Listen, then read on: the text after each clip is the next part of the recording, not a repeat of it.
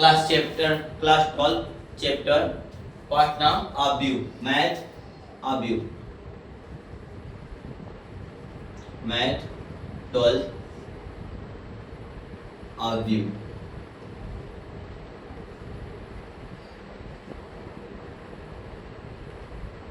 Lesson 4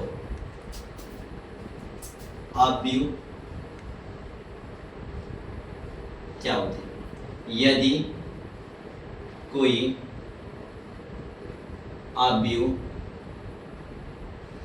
यम cross यम पंक्ति यदि किसी अव्यू में यम पंक्ति तथा यन स्तंभ हो तो उसे यम क्रॉस यन पंक्ति यम क्रॉस यन का अव्यू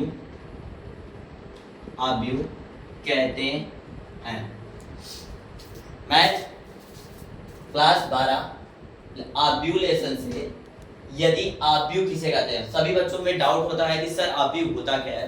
तो अव्यू यदि किसी अव्यू में सिंपल बता सकते हो कि पंक्ति और स्तंभ के रूप में लिखे गए जो अव्यू होते हैं उन्हें यम क्रॉस यन का अव्यू कहते हैं। सर पंक्ति क्या होती है और स्तंभ क्या होते हैं? देखो जैसे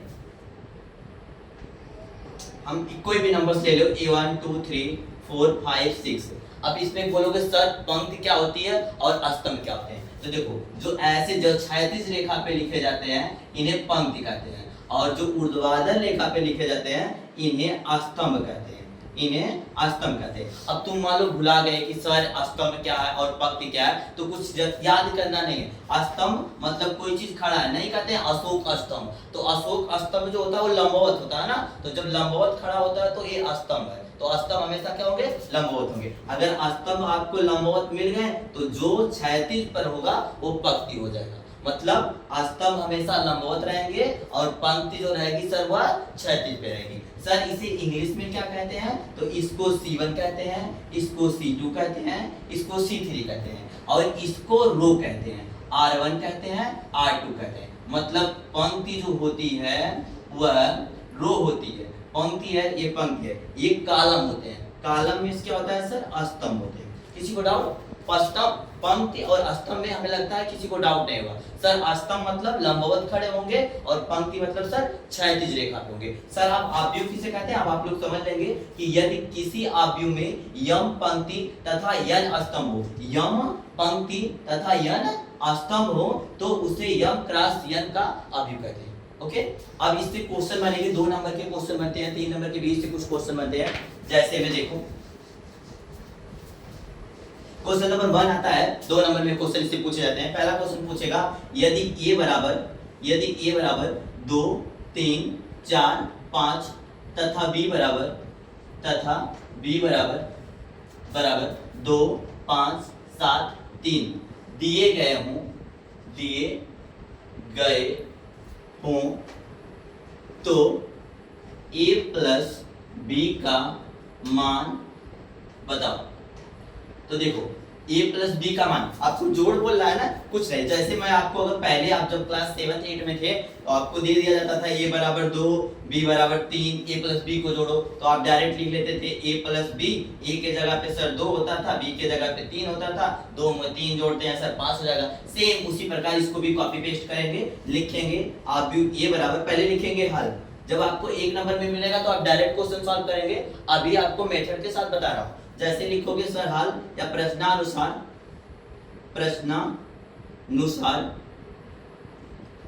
मैट्रिक अव्यू a बराबर 2 3 4 5। मैं अभी ऐसे पढ़ रहा हूं, लेकिन जब आपको कॉपी में लिखना हो तो आप ऐसे ना पढ़िएगा, उसको डायरेक्ट लिखिएगा a = 23 45, क्योंकि आपको लिखने में आसानी होगा। 4 2 3 कहने से अच्छा है कि आप डायरेक्ट बोलिए सर 23 45। b = sir 25 73। इसको कॉपी करके कामा करके बोलोगे तो 2 5 7 3।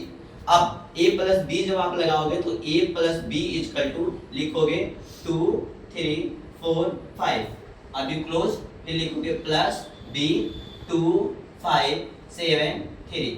अब पहला पहले के साथ, दूसरा दूसरे के साथ ऐड होगा। जैसे ही ऐड करोगे तो लिखोगे 2 प्लस 2, यहाँ पे 3 प्लस 5, फिर नीचे 4 प्लस 7, फिर यहाँ पे 5 प्लस 3।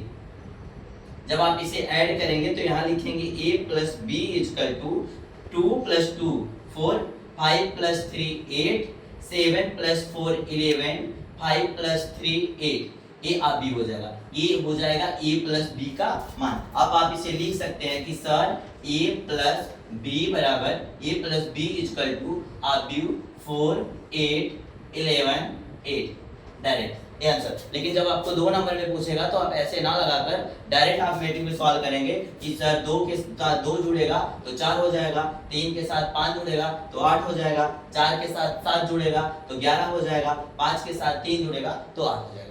अब इसी पे आपको एक मैट्रिक्स और बताता हूं, सिंपल है। अब जैसे आपको क्वेश्चन चेंज करके यहाँ पे दे दे कि x plus y plus 2 plus 5, और यहाँ पे आपको दे दे 2 प्लस 3 प्लस x प्लस 3। अब आपसे पूछे कि a प्लस b क्या होगा सर, तो लिखोगे a बराबर आब्यू x y 2 5, फिर b बराबर लिखोगे आप आब्यू 2 3 x 3। किसी को डाउट नहीं है ना, a पहले वाले से कनेक्ट होगा, दूसरा दूसरे वाले से कनेक्ट होगा, इसका दूसरा दूसरे वाले से कनेक्ट होगा, इसका दूसरा दूसरे वाले से कनेक्ट होगा। इसको क्या बोलेंगे अभी आपको बता रहा हूँ। a equal to a plus B आप जब लिखेंगे तो लिखेंगे इक्वल टू x प्लस 2, इसके साथ लिखेंगे तो y प्लस 3, इसके साथ लिखेंगे तो 2